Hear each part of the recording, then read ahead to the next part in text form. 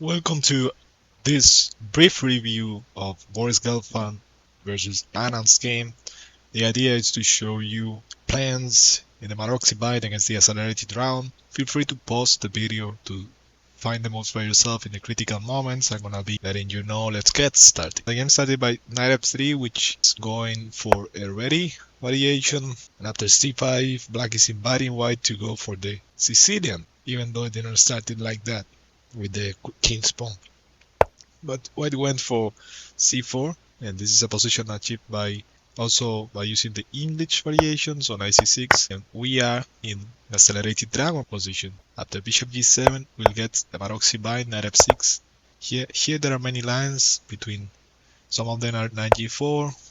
There is also the line with knight f6 here, knight c3 and knight takes d4, d6. Is the other way of playing here. So theoretical moves after that, well, bishop e3, castle, bishop e2. This is all theory. Bishop d7, queen d2, bishop c6 attacks on e4, f3, a5. So normally against the Maroczy Bind, the ideas are based on pawn breaks such as d5, b5, sometimes f5. But modern theory has preferred to go a5. The idea is to add pressure along the diagonal, trying to undermine the diagonal by means of a4, a3, and also controlling the b4 advance, which is annoying most of the time. Preparing 97 is the point. We'll see that this is really important because in case of bishop takes g7, which looks really appealing, trying to weaken the squares around the king, then king takes, and it looks like the king is really weak. Perhaps sometimes it is weak, but white is castle short. White's not gonna be able to take advantage of this by attacking means, and therefore white is gonna be able to make use of the dark squares that has been left vulnerable with moves like knight c5. Let's say this would be an example. There might be king h1 getting away from the diagonal, then say queen b6, queen b2 to threaten check, rook d1, let's say a4 for instance, and a3 here. Already the idea would be e5, and that's something I wanted to show you, with plans such as 96 and 94 sometimes, that are really annoying in the short term. Let's say even at the cost of a pawn, if black manages to get dark squares, that's gonna be the dream. So bishop e3, knight c5, rook b1. The plan here is really interesting. Going for a3 before would be the main idea, but black goes queen b6. Against a move like a3 now, it's knight takes b3, which is on time. If bishop takes queen, knight takes white's queen on d2, and if queen moves, try to find what's the best move for black. Yes, so queen takes e3 and bishop d4 with a healthy extra pawn. So queen b6, rook fc1, queen b4.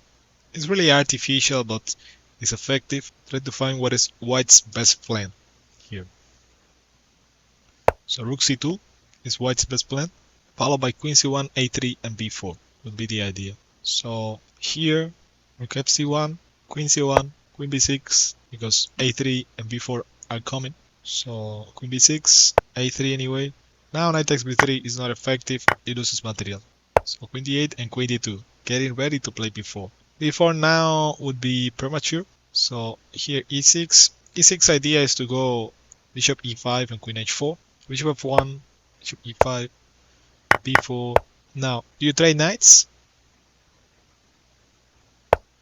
Knight e2 is the best move. This knight is in the corner, even though it looks active because it's controlling pretty good squares in the queen side. It's better to replace our knight, and this knight on a4 is misplaced. Queen h4 threatens mate. Reject that mate. This knight is protecting g3, so no problem. That square. The g3 we have left the diagonal little weak, so we need to take measures to address that problem. So knight d4 threatens to take the bishop pair. Bishop e8, protecting it. Keep improving the position, and after Knight b6, try to find what is white's best move. Knight takes c6 was played by Gelfand. After queen takes, bishop takes, get a pawn up. Position is really complex. Still, rook a3. It's not the most precise move. It's made by f4, to g7. And now, how would you play in this position? Got a pawn up, but black seems to be complicating things around our pawns and king. Queen d5 goes for the queen straight and is trying to get rid of the problems around our king. It's true that queen g4 looks like it's threatening our king, but indeed it's not doing that much. It's leaving more material behind. So move like b5 would be really strong, preventing the bishop from coming a4 or c6, and then this pawn will be hanging. After we get rid of this queen in front of our king, we'll have come to our advantage. Sacrifices like rook g3 are not enough. I guess bishop g2 or rook g2 would be enough.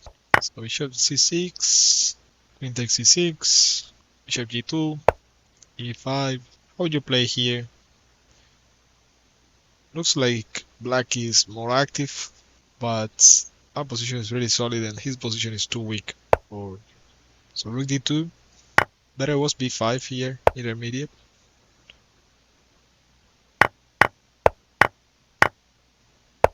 Now c5. Rook f8. What is white's best move?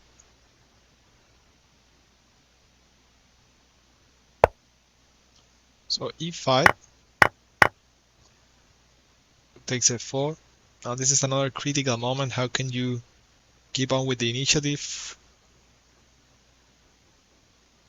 e6. Keep on creating threats. You would provoke mistakes with that attitude. e7.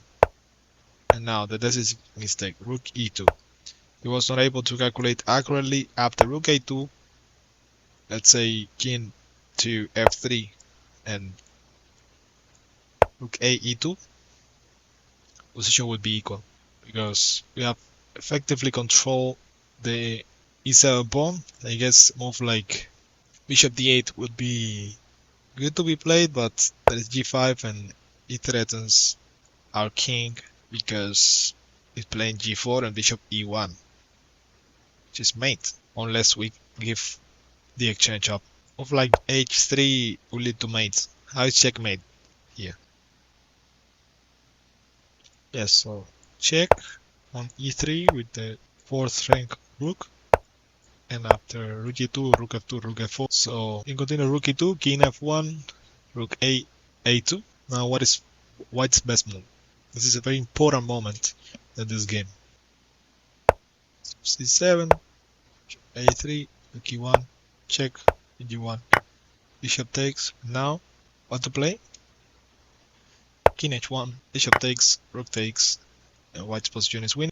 If you are still here, it does mean you are taking chess very seriously. So please subscribe the channel, hit the like button, and stay tuned for more interesting content. See you next time.